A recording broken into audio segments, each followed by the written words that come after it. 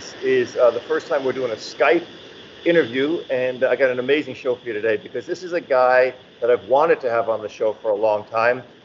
He's a buddy of mine from years ago, and we just recently reconnected again. You guys always ask questions about protection dog training, and it's a sport I love, Mondio Ring, as well as Schutzhund. But this guy is truly an expert. He's a guy that I turn to, a guy I let work my dog. And I think this guy is pretty much like the future of the sport. He's really solid, a good personality, understands dogs, and doesn't bring ego into it. So let me just bring him on. Oscar Mora from Elevated Canine. Thanks for being here, brother. Thanks for having me, Robert. Yeah. So tell me a little bit about, I didn't mention this in your intro, but you are the two-time regional champion of the Southwest region in IPO or IGP. Yep. That's an amazing thing. I mean, seriously, you're kind of making like light of it, but that's an amazing accomplishment. So tell me a little bit about what brought you to the sport of Schutzhund.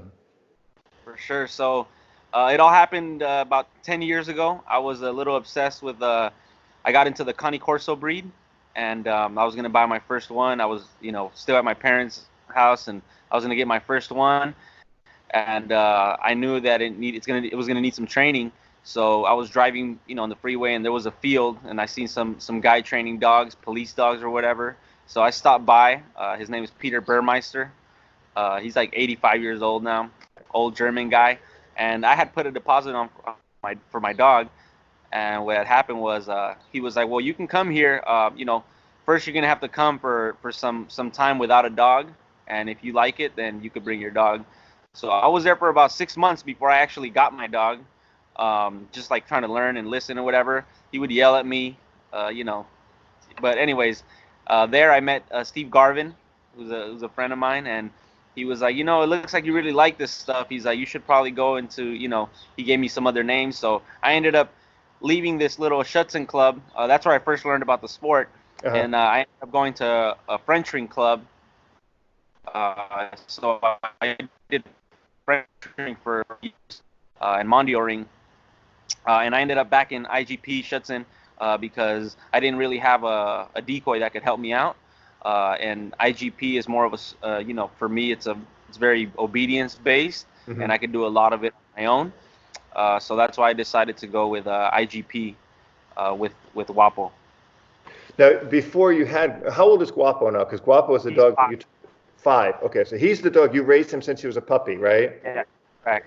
So you have a background in dog training, obviously, and you know a little bit about, you obviously did French ring, you know quite a bit about it. But what advice do you give people if they want to get into a sport, any of the protection sports? I mean, I think they're all the same. I think there's different characteristics, but I think the idea is pretty much similar, right? Right. I would say, find a reliable club that, that has a good, how can I say, good training ethic. Somebody, when you go, if you see that, if you see that their dog isn't performing how you would, how the dog should be performing, then that is probably not the place to be.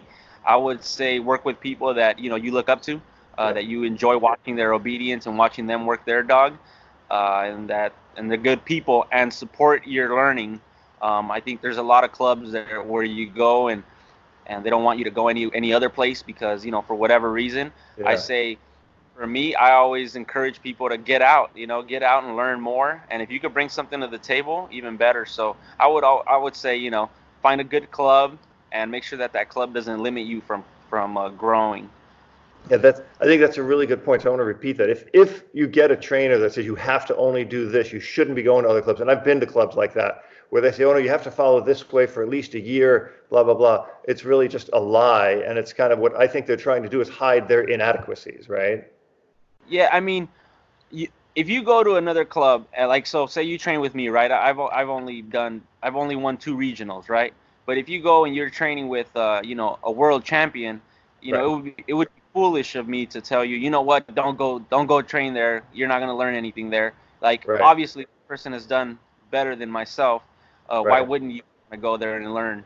Right. I have one of my guys that I've helped out and, and try to help as much as possible is Christian. And I always tell him, like, nah, get out, man. Get out as much as you can and try to learn as much as you can. And whenever he goes to a seminar or something, he'll come back. He'll be like, oh, they did this. And, it'll give me some ideas on how to better my game. Yeah. So, A lot of good that's ideas out there, a lot of bad ideas. One thing I think I'm seeing a lot in the sport, and I've been back and forth on it for about 12 years, is the new way of training. And I think you're really at the forefront of this. I mean, I love watching you work dogs. And if people haven't seen you work a dog, they should go to, your YouTube. Do you have a YouTube channel? Dude, Elevated Canine is my YouTube channel, Okay, and or my Instagram, Elevated. Okay. Yeah, I mean, watching you work a dog is beautiful. I mean, I've got nothing against the old guys, but I think they were working with much slower dogs. So when you Right. see these new dogs, these Malinois, these super fast shepherds coming in, I mean, I always cringe. I love watching it, but there's this one video, I think it was Shark or Sharkle's dog, one of the two. It was a Malinois that it got caught at one of it was maybe a championship, and the dog got caught, spun the guy so hard it knocked him out when he fell down. He cracked his head and Yeah. knocked him down. I love watching that, but I cringe on every long bite because I've seen personally dogs take a bad hit and people not catching them fast enough.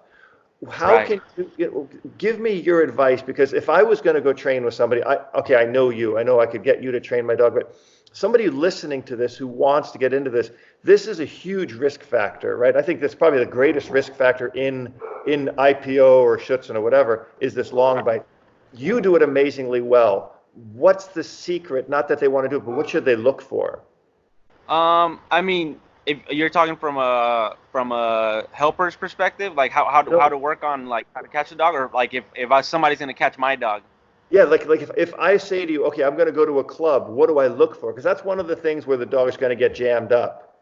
Yeah, I mean, for me, the long bite, if you have a good dog, he's gonna go. Yeah. So there's no need to really, have a long distance. I Okay. would say do it short. I would even put maybe like a barrier in front where the dog's gonna have to jump a little early, so the helper could catch him a little easier. Okay. Instead of, let's see what happens. No, you know what? I think that's I don't trust too many people catching my dog on a long bite. Yeah. He's been jammed a couple times, and it should just end bad on both ends. Yeah. And I think everybody who's done the sport, their dogs have been caught badly at least a couple of times. I was talking to Danny Craig about it. I've had it happen. You've had it happen. But what is it? What is it I'm looking for in a helper that I want him to? I mean, I want him to be fast, right? I want him to be able to turn quickly. How can I watch somebody and say, okay, that's like I know what to look for with you, but how do you put that into words? What am I looking for on you that makes me know that my dog is going to be safe? I would make sure that he has experience and that you watch him catch fast dogs before. I mean, I wouldn't just put my dog on just anybody. Right. If I am going to put him on somebody, it's going to be short distance, or it's going to be a certain style of a bite, Okay. so that avoid him getting jammed. So they have like they have the sleeves now where you can just kind of take to the side Yep. to catch the dog. So you could use that instead of using just the regular sleeve that people wear. Right. Okay. So now in IPO, for some people, I'm sure everybody's listening is going to be a huge fan of IPO because I've got so many questions about it. Let's talk about IPO as a sport. There's 3 different phases to the sport, right? Correct. Let's talk about them and tell me which is your favorite, which you think is the most tedious and arduous, which I know what you're going to say because I'm going to say the same one. But tell me a little bit about what's your favorite one of the 3 phases. Is gonna have to be, man, it's tough, but I love obedience for sure. Okay. Me too.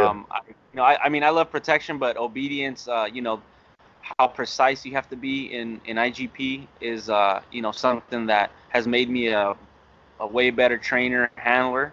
I look at videos of when I was, training Ring, and obviously I didn't have the years of experience that I have right now. I don't have a long time, but I'm just saying compared to what I have now, and for sure IPO has changed my handling. I have to make sure you walk with a good posture, Right. make sure that you show confidence when you're in there, so all that. And when it comes to teaching the actual skills of it, the dog's got to show good attitude, it's got to show power, it's got to show precision. So all those things combined is what I really enjoy about the sport. Yeah. When it comes to protection, I love it as well. Um, and I love French ring. Like if we were talking about my favorite, protection sport, I would Yeah. say French ring. Uh, Why?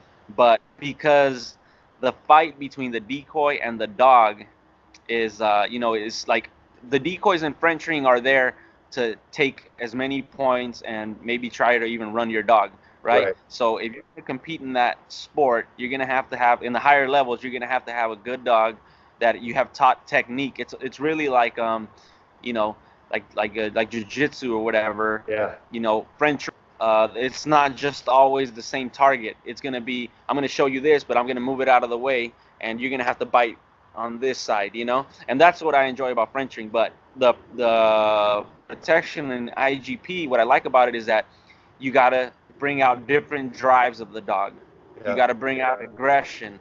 You gotta bring out prey, and you gotta be able to mesh those two together in order to show a clean picture. If your dog is biting and he's in like defensive mode, he's gonna be growling, he's gonna be doing this, and it's just not gonna be a clean picture. So Right.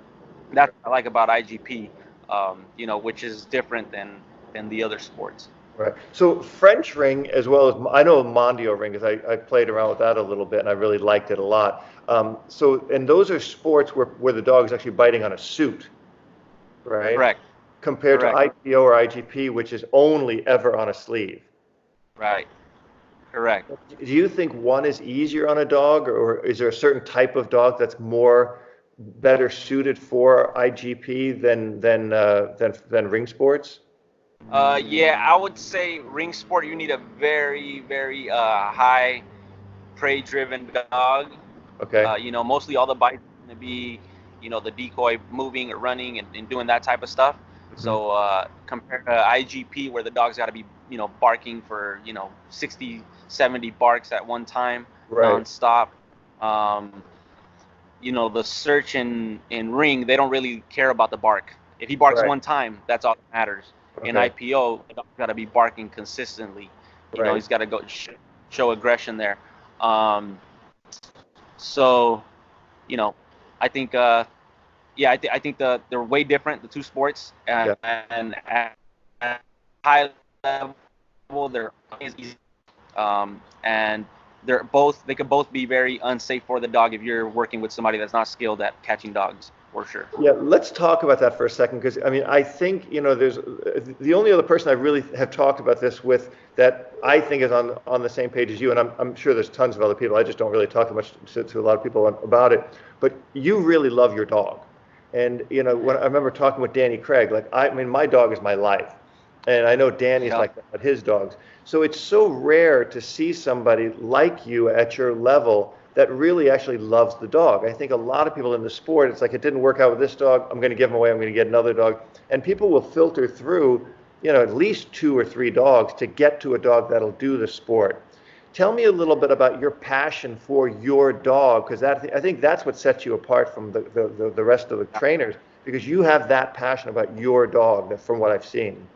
You know what? So, I've touched on this subject a few times. When I first got into dogs, it was very, about the dog. Like, I mean, my first Connie Corso, she went everywhere with me, and I really, it was a different, right? And all of a sudden, it turned into I got into the sport, and what ended up happening was I really started caring about what other people thought about me and my titles and all this and that, and I placed my first dog. As crappy as that sounds, I was like, oh, you know what? She deserves somebody that's going to be enjoying her a lot more. I want Hmm. to get a dog that's going to be good for the sport, Hmm. and I got rid of her, and I got rid of my other dog that I titled. So and this is what happens when you stop caring about the dog and you start caring about you, yourself, and the sport and your titles and how people are going to look at you. You get rid of these amazing dogs that give you everything, Hmm. and then so anyways, this female that I got rid of, I raised her. I placed her at like, she was probably like 4 with a good buddy of mine, Yeah. and she died not long ago, and Yeah. it hurt a lot more. It hurt a lot more than I thought it was gonna hurt, because I remembered, it was different, the vibe that I Yeah. had with her. So anyways, I got rid of a lot of dogs because of exactly what you're saying. You know, that you don't people don't care about, you know, the dog, and that Yeah. was me. That was Wow. me.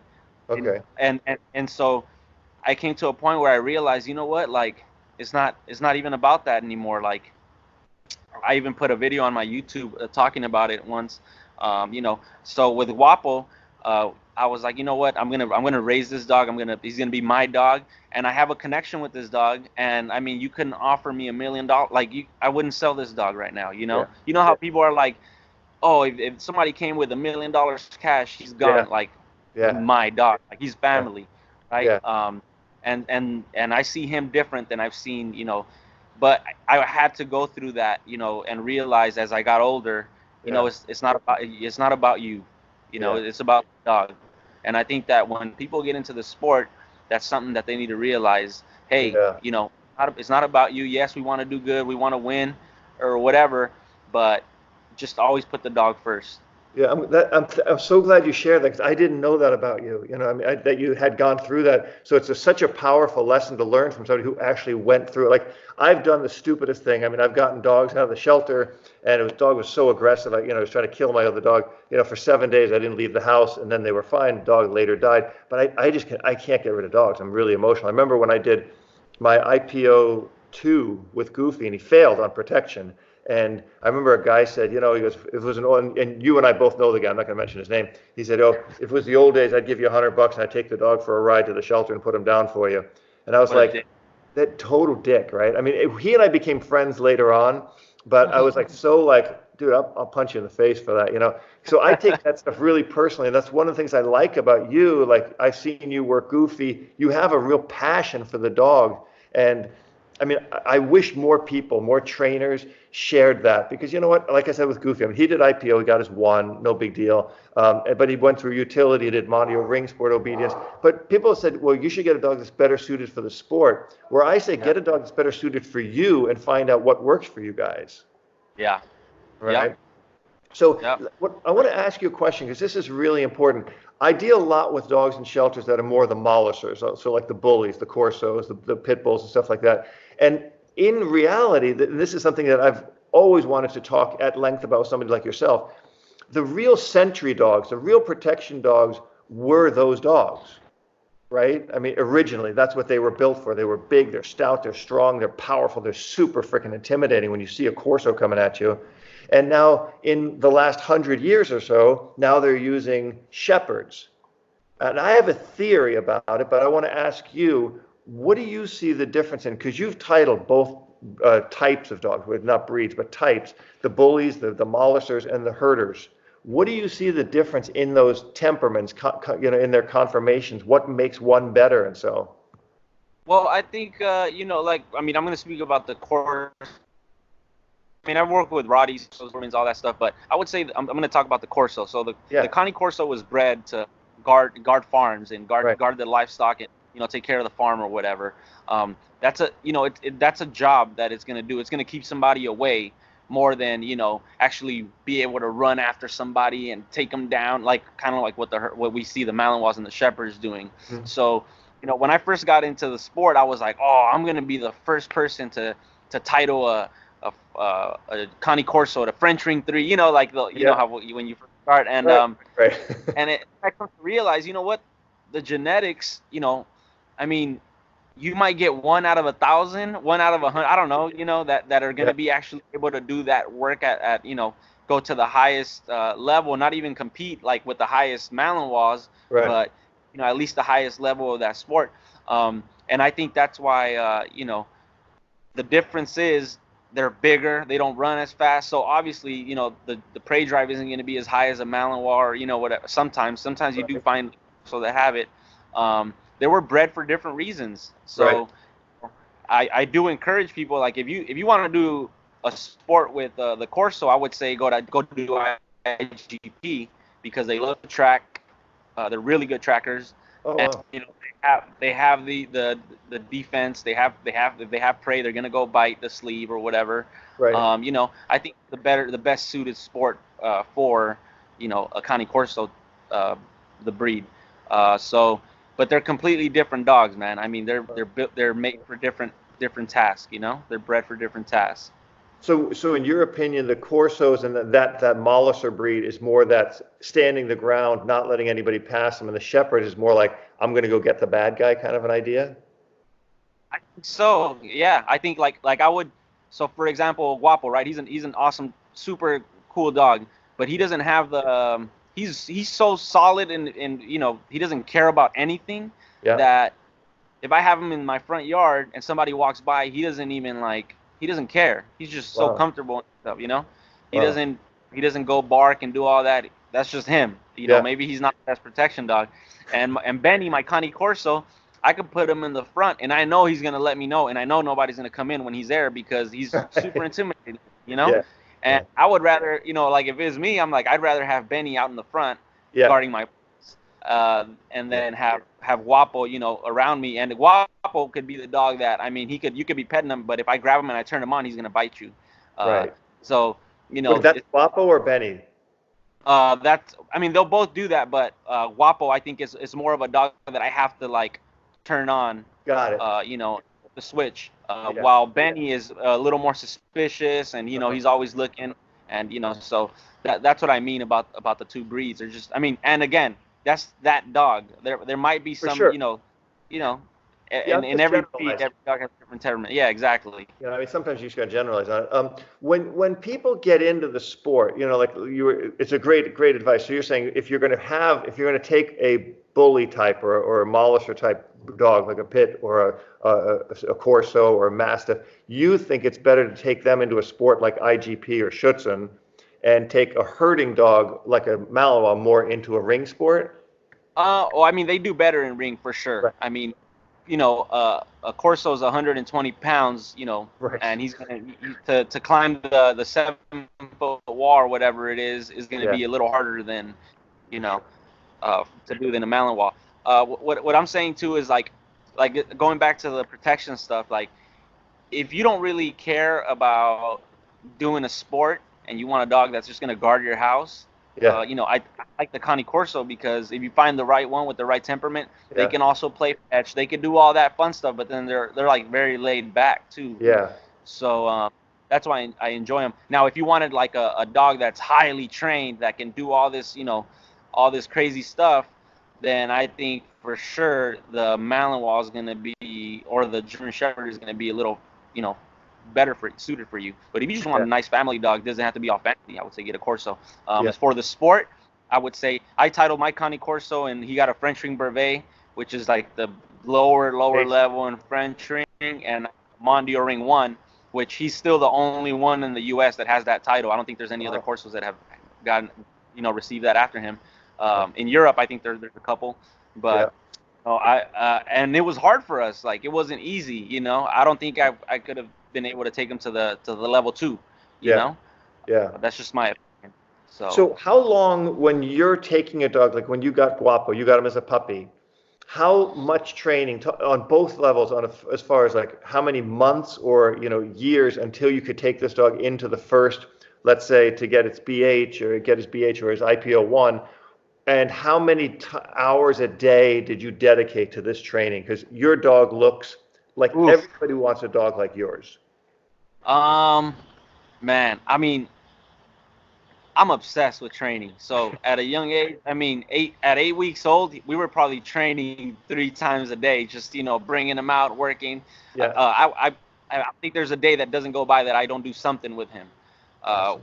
training wise, you know, and I take him out on, you know, runs or whatever and do all that. But training, I mean, I train him every single day. And leading up to competition, I tighten things up a lot. We train a lot harder. It's, Yeah. you know, it's almost like training for a fight.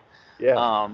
But I don't know how many hours you know, I would say I've been working him. I didn't title him until he was 2.5. I Okay. didn't go to do his until he was 2.5, and then I got him to his 3 when he was like 3.5 maybe. That's, you know, from 2.5 to 3.5 we got to the 3. Yeah. And then thereon we were just fine tuning some of the stuff we were having issues with. And What was your biggest issue? What was the hardest thing for your dog to get through? tracking. Tracking. So tracking was the hardest. I never really tracked them, and what happened was when I did track him, and in his one he got like a 98, but it was like very easy tracking. Right. But you lay your own track and you do all that, right? So I was Right. like so cocky and confident. I was like, oh man, this dude's gonna just knock everything out, right? Right. And then I realized like, nah, like you actually have to go out and track like 5 times a week if you really want to win. So I Yeah. went to my regional in Arizona, and I failed tracking. It was horrible. And then I got really good scores in my stadium in obedience and protection. Uh-huh. If I would have gotten the high 90s or mid 90s, I would have probably won that one. Oh. But I failed, and I was like, I right there I said, you know what, this isn't gonna happen again. I'm gonna come back next year. I'm gonna go tracking, and so it just shows like sometimes you get too confident, you don't put in the work, and you don't Yeah. win. Yeah. At the AWDF nationals, my dog did really good. I would have made the world team, but guess what? He got up on the long down. He went from a down to a sit, then back to a down. I never practiced long down because he never had an issue with it. Yeah. So I made the world team because of that. So to me, it's like, you got to make sure and that's why it's so hard, because you got to work on so many different things. You can't just let things slide. You got to make sure you proof everything if you want to win. So even a guy at your level, a dog at your level, you're still taking those basic things like a long down, which is so simple, right? You're still tweaking that. Always. Yeah. And not just that, I do a lot of like proofing, like things that he's never gonna see in trial. I still do them in training. Yeah. I'll throw my dumbbell, and I'll put 4 tugs out there, and he's got to go get the dumbbell and make sure he doesn't get the tug. Unless I tell him to go get the tug. So Right. that stuff that you're never gonna see in competition, but I make sure I go above than what I'm gonna see in my track. I go track in places where there's trash Yeah. everywhere, and make Right. sure he ignores the trash, that he goes, he follows the track, and he only finds my articles, things like that. Yeah, I mean that's huge to hear. It's the finer points. It's putting stuff in that the dog's not going to see to keep him more focused on what he's seeing. Exactly. Yeah. If you throw conflict in, it's gonna make him focus a lot more. Yeah. So that's what I do. Yeah, when it comes to training. How old is Guapo now? He's gonna be 5 next month. That's awesome. And so when you picked him out, like what did you look for in a dog to do the sport? I'm gonna be honest with you. Stephanie O'Brien picked him for me. She said, "Hey, this is your dog." She's like, I was training with her at the time, so I knew she was gonna get me something good. Uh-huh. He was biting, doing all that, and I was ecstatic. Yeah. He was awesome just from the get-go. And Benny, how old is Benny now? Benny is 2. He's 2 years old. Okay. Yeah. And he's the kind of Corso. Yeah, he's the Corso. Yeah, for sure. And are you still doing any ring sport with either of the dogs? I was doing it with Guapo, but he had some type of issue with a breathing issue. Oh. And yeah, so I because in French ring, if you got an IPO 3, you could jump to French ring 3, and he had all the exercises and everything. I messed up on the rules and all that, but I had to pull him early because he was gonna pass out because he couldn't breathe. Oh wow. So I had to pull him from the trial. Wow. So that was our experience in French ring. I'm always like, oh, I should go back, but you know what? I've trained him so much in IPO, and he has so much potential there. Like, Yeah. why go mess with something else? If it's not meant to be, it's not meant to be. So I have a Guapo son that I just got right now. He's 3 months old, and wow. I'll be doing ring with him. Oh, very, very cool. I didn't even know that. Okay, that's very, very cool. Talk to me a little bit about training. So, like the idea, there's this whole thing where all trainers are always bashing each other, especially on the internet, and and you do everything from pet dogs to aggression dogs to sport dogs to protect. I mean, all the way down the line. What's your theory, as far as a balanced training approach, like using corrections and rewards and markers and all that stuff? Right. I do a lot of marker training, but I do feel like the dog has to feel some type of pressure. He has to deal with some type of pressure at an early age, so he knows how to deal with it. Yeah. I think one of the biggest issues in dog training is that sometimes we do all positive. We try to do everything for the dog, and then all of a sudden he doesn't do what we're asking, and we correct them. And I feel like that could be a little unfair to the dog. that you've never corrected him, and all of a sudden you're correcting him. So I have a very balanced approach, even at a young age. Like if I go with my pet dogs, if I go to your place, if he doesn't go, I just grab the leash and I move him there. That's a form of pressure, For and sure. I reward him when he gets there, right? I Mhm. reward him when he gets. I reward him by taking off the pressure Right. when he gets there, and I reward him with another, some other type of reward, whether it be food, praise, tug, whatever it is. Right. So that my approach to training is always that is teaching. Like I feel that there's different parts, right? There's I do a lot of luring to teach behaviors. I do a lot of free shaping, Okay. just because I like that teaches the dog how to figure things out, and it Yep. doesn't just block their minds. It gets them to Yeah. to be a little, I would say, just innovative, or want to figure things out on their own. Yeah. And it helps me in teaching behaviors because they want to learn. Yeah. So first, I do a lot of luring, a lot of shaping, and then at the end, I'll add some type of correction to proof my behaviors. And your goal or your idea, and I wonder about this, is when people say, "What age should I start training my dog at?" I mean, do you agree it should be like day one? Day one, Yeah. day one, as soon as the dog comes in, and like for say my pet dogs, like I always tell people, there's different forms of pressure. I mean, you could like spatial pressure, right? Like if you want to Right. teach your dog not to go out of the, run out the door when you open the door, all you have to do is work on that, right? You open the door. If he tries to run out, you just block him, and then when he settles, you act like you're gonna open up the door again. He's settled. Okay, now you can come out. And if you follow that structure from day one, guess what? The dog's gonna be doing that Right. throughout his life. He's gonna be waiting for you to tell him, okay, you can come out. So from day one, I always tell people, get to work as soon as you come in. If you don't like something that he's doing, figure out a way to stop it, or handle the situation. So if he's chewing on your shoe, move it out of the way for now. Or if you're gonna, give him a little correction while he's there and give him something else to play with, all that type of stuff starts at day one. Yeah. I love hearing that. I mean, that's so important for people to understand that, especially, whether it comes with obedience dogs, protection dogs or pet dogs, they got to get it. They got to, you're trained. Somebody said it to me online once. They said training is something you do for your dog, not to them.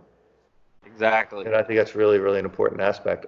So let me ask you this question. A lot of people say, I mean, like I had this big issue, all these morons with service dogs. Everybody's got a fake service dog. I got a huge problem with that. I also have a problem with people getting dogs like, off Craigslist or some backyard breeder or just on the internet, and then thinking that dog has the capability of doing a sport like IGP or Ring or anything like that, or even, AKC obedience. I think it's so unfair to the dogs. What advice do you give people on that? Uh, you know, Genetics are huge, man. Like genetics don't lie. Mhm. So if I want to go out and hey, what's up, Mister? If I want to go out and this is my little dog, Robert. Let me show you. This is Mister. He's my first dog. Oh my God. Mister, watch him. Man, Watch him. Good boy. I like you even So, more now. That's awesome. so I mean, whatever you want to, just like me, if I want to be a champion, guess what? I got to go out and work with people that have done it before me, right? Yeah. If you want a dog that is going to do the job, most likely you want to go out and find the genetics that are going to be able to do that whatever job you want to do. Now, doesn't mean you're going to get it, Right. right? Skill, the training, everything has a lot to do with it. Yeah. However, you increase your chances by, going to a breeder. Like, let me give you a quick example. When I got Benny, I got him from Potrero County Corso in Northern California. And when I got him clean in the crate, he knew how to learn. He was clicker. His clicker was charged. Uh-huh. But clean in the crate was like, to me, was like, oh Awesome. man, this dog's already, how, like, he's trained. Yeah. But she was doing this from a baby. She separated him at a certain age, Yeah. and that plays a huge part, right? Rather, I've had dogs from breeders where they just, they're in a dog run and they don't see anything until I get them, and you Horrible. see the difference, Yeah. right? Yeah. Even if the genetics were there, you still see the difference of a dirty dog that thinks that it should be walking around as poop. So Yeah. if you're gonna get a dog, go look for a breeder. Don't just, because I've been there. When I first started, I was looking at Craigslist every day looking for a dog, you Right. know, And and what ends up happening is you get something that you weren't really wanting. That's Yeah. not the picture that you wanted. So take your time, go look at the breeders, make sure that they're clean, make sure that the dogs are good, make sure that the temperaments are good, and then go from there. Yeah. I mean, I always tell people, because I've said that, and people say, well, I got my dog off Craigslist, and it's a great dog. And it's kind of like the same thing. Like, I bought a car off Craigslist. It was a great car. But if you get it from a dealer with a certified pre-owned, you're a lot better off. Yeah, and I mean, I work with a Doberman named Bear, and he was off of Craigslist. Luckily, he comes off of good breedings, right? Right. But they found him on Craigslist. But once I dug up like the parents and all that, I was like, oh, he comes from like good, So you could get lucky, Yeah. but or you could be like my client that they sold him a Rottweiler puppy, and because he had the markings, and all of a sudden it's growing. You're like, what is this thing? Like it didn't even look like a Rottweiler, But they don't know any better. All they know is the color is black and tan. Right. Yeah. So You got to stack the deck in your favor, especially if you're going to invest a lot of time. You got to go around kids, and you don't want to get a heartbreak later. The best you can do is stack your deck. yeah, especially if because people get dogs sometimes because they saw a certain sport, right? So they're Yeah. then I mean, so they see the sport and they're like, I'm gonna go get this dog so I can do this sport. But but you don't look for you think that just because it's the breed that you're gonna be able to do it. Like, nah, it doesn't work that way. You know what I Right. mean? It Right. doesn't happen. One So thing I want to touch on, because people always say this, that and I see it a lot in like protection dogs, not sport dogs, where people say, "Oh, this dog's really aggressive. He'd be a good police dog. He'd be a good protection dog." Um, when you look at this sport, like let's look mainly at Schutzhund, and I keep calling it Schutzhund because it's the old name, but it's IGP. yeah. What does IGP stand for? Do you know? Man, I have no clue. It's probably But, gonna change this year. They always change the name over yeah. and over. I just Um, call it. Well, Yeah, Schutzhund, right? So talk to me about when people say, "Oh, this dog, he loves to bite. He'd be good. He'd be a good protection dog." What do you say to people like that? I say, well, I always get those calls. First of all, I have this dog, police dog, and this and that. He barks at everybody that comes by, and I'm like, well, first of all, your dog is probably not barking because he's this super confident dog. He's barking because he's a little intimidated, and it's Right. it's coming from a place of a little fear. I was like, but I always tell people, let me check him out. Let me go over there and check him out. And sure enough, I show up, and that's what they have. The Right. dog's got no drive, just doesn't care about anything that's moving. All he cares about is just barking his head off because he feels like he's intimidated for whatever reason, and Right. but people don't know. Yeah. That's just what it comes down to. People don't realize what they have. Like I heard Corso litters, and they'll be like, "Oh, he's already charging the fence and barking and all that," and I'm like, you know what? You don't really want that in a little puppy. I was like, you kind of want a dog that's super confident, doesn't care about anything, Right. that's so confident skin that you could take him anywhere. That whole barking thing, that's cool until he actually gets tested and he gets bumped on the nose or something, then he starts running because he's Yeah. actually. So Talk to me about like in the sport, and forget protection, just mainly the sport, because that's where you really see the finer points of the dog. The difference between the biting in aggression, in insecurity, and in defense. Like, what are you looking for, and what do you see? yeah, so we'll talk about IP. I mean, in any sport, if in IPO the escape bite is supposed to be like a prey bite, right? Like the guy's running away, the dog bites, he's Right. supposed to stay on, confirm, and then there's an out, and then there's a reattack there, Yeah. and this is where you see a lot of dogs that aren't very confident in the reattack because there's a lot of body pressure from the helper. Yeah. You'll see them growling, maybe biting with the front teeth, like Yeah. hanging on to dear life, basically. Yeah. You know. Instead, like you see a very confident dog, most likely they're going to be full grip, either trying to get the guy to slow down, or I mean, my dog digs in because I've always done so much suit work with him that he just he's full bite. He doesn't care about the stick or whatever.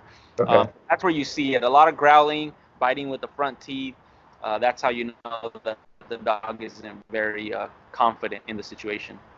So the deeper the bite, the more calm the bite, the more confident the dog, right? I mean, that's my opinion. Yeah. Yeah. Well, that counts for a lot. You're the regional champion 2 years in a row. You got to know. You trained your own dog, so that's a lot to say to that. Thanks. So, with fearful dogs, I've seen people take fearful dogs. I'm not going to mention club names or anything like that, but, where they'll take a dog that has some fear issues and then they try to push the dog hard. And I think it's kind of like trying to put a square peg in a round hole. Do you think somebody can take a dog that's really Sure. fearful and make them confident through more pressure? Um, I would say if the dog has a good amount of prey, you could teach the dog, that, maybe he barks in aggression. But I think at the end of the day, it always comes out. Like you could get this dog to, look better and better and better, but then you put him with a different helper, Yeah. and now the real genetics come out again, and it all falls apart, right? Because he's learned to play this game with his club helper, and so Right. he looks a lot better. He looks confident, and then all of a sudden they put him against a national helper, and it all falls apart. I think it's very important that we look at our dogs and we go, okay, this is a club level dog. He's gonna get a club level title under our helpers and do all that. He's not a dog that's gonna be, a national level Right. dog, and I think we have to be like not blind to that. Yeah. If my dog doesn't have it to be a national level dog, he's not gonna have it. Yeah. So I would say while you could mask a lot of the issues, I think at the end genetics are always gonna show. And do you think that, because obviously when you train at your club, you might train at another club before a regional trial or a national trial. Do you think that a dog that's super confident, you can take him from helper to helper to helper and he's going to be consistent, where more of an insecure dog is going to be more geared towards one helper and will have a harder time? 100%. 100%. That's great. That's great information. So what would you tell somebody as a piece of advice who wants to, be a national level competitor? Give me 3 pieces of advice that you'd say to them. Do this, this, and this to do the best for yourself and your dog. I would say put the dog first, number one. So if what I mean by this is if you see that your dog's messing something up, right, and we correct them, right, we go yell at them, pinch collar, e-collar, whatever you're using, and then the dog keeps making the same mistake, always stop, look back, and go like, what am I doing wrong? How did I not? It's always our fault. It's my fault that my dog doesn't do something. It's not it's not the dog's. In my opinion, it's not his fault if for example, a guy was upset at this regional because the dog was tracking and there was trash on the track, and it shouldn't be like that, but there was, right? Right. And he was upset, but to me it's like, no, the training, you need if you really want to win, you got to up your training. So Good. always step back, look at the dog, and be like, what can I do better to help my dog? All right. Number 2, you got to train. Nothing. You don't have to be the most talented trainer, but you got to be the most consistent, hardworking trainer if you want to compete at the at the higher levels. I don't feel like I'm the best trainer. However, when I failed at the regionals a couple 3 years ago, I was like, that's not going to happen again, and I made sure that I trained my butt off to get results, right? Yeah. What's the other thing? If you want to train at the top, you got to get the right club, the right people around you that want to see you win, and you got to have the right dog, obviously, to do. So That's great. those are things that I think are very important. But man, hard work is just. You can't. You got to do it. That's just it. Yeah. You got to keep doing it. I always say, man. you go get your workout, get in shape. I had a full-time job when I was, not for this regional, but for the one before. Yeah. I elevated Canine, but I had a Christian helping me, so I still had to go to work, and I would have to come back from work, and I would eat something, and then I would tell my wife, hey, can you watch, let me go run a track, and then I'll come back. So I was always, running around trying to get a track in at the local park or wherever, just to try to get that work in so I could, put up good scores. Yeah. It's just consistent. Like once you get the dog, that's like you get in shape and then you stop working out. like now you can't go to the gym with the coronavirus. I mean, we were going to do this in person, and now we're doing it through Skype. You know, it's like you got to work through this. And you know, I think in everything there's an opportunity. Hard work pays off in everything I've done, and I'm sure everything you've done. Yep, for sure. So, It's got to be. listen, That's how it. I want to continue this again. Let's wrap this up. I mean, Oscar Mora, amazing guy. I mean, great top level dog trainer. Great guy. Give me your social media stuff where people can follow you. Instagram at Elevated Canine Academy, Facebook at Elevated Canine Academy, or YouTube Elevated Canine Academy, and then our website is elevatedcanine.com. Yeah, wherever you can reach us there. And good. I'll put a link in the description down below. You guys want to know about IGP, Schutz, let's just call it Schutzhund because it'll be a different name next week. Oscar Mora is the way to go. I love the way he trains dogs. Good guy. Thanks for being on the show, man. Man, I appreciate you. Yeah, you're a good guy. Thanks, brother. All right. All right. So that's it, guys. That's a great show. Oscar Mora, amazing that we got to talk to him. You want to know about IPO? This is the guy to talk to. He's regional champion 2 times in a row. It doesn't happen by accident. It happens with a lot of hard work. Guy is dedicated, and guy loves his dog. So be sure, check him out. And there's his first dog, Mister. This dog was, I think, wasn't he the national champion for IPO? This dude right here, man, you couldn't give me $3 million for this guy. I love it. I'm the same way, man. Your dogs are priceless to you. That's what makes you a great guy. So thanks for being on, guys. Check out my social media as well. Check out the podcast, subscribe, YouTube, everything. And we'll see you guys next week. Take care.